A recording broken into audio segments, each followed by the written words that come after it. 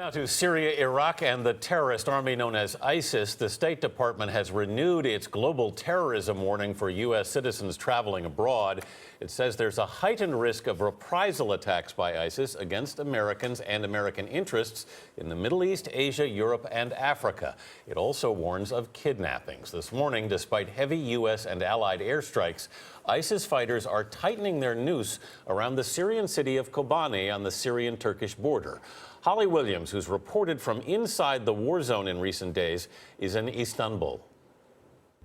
Good morning. ISIS is now thought to be in control of up to 40% of Kobani, despite US-led airstrikes that have targeted weapons, vehicles and buildings used by the militants. More than 200,000 people have fled Kobani over the last 3 weeks, seeking refuge here in Turkey. But several hundred, mostly elderly people, are believed to be trapped, and there are fears they could be massacred. Now, ISIS is targeting Kobani because of its strategic position right on Syria's 500-mile-long border with Turkey. The militants use that border to smuggle weapons and fighters.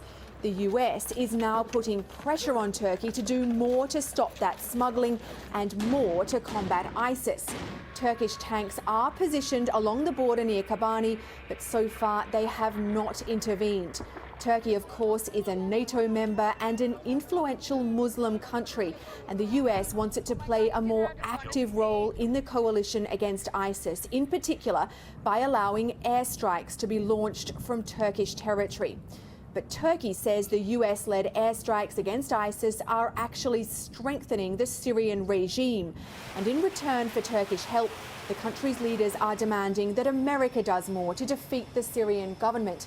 Specifically, the Turkish authorities want US help to set up a secure no-fly zone in northern Syria.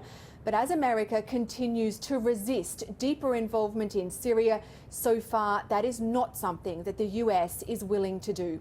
Vanita. Holly Williams in Istanbul this morning. Thank you.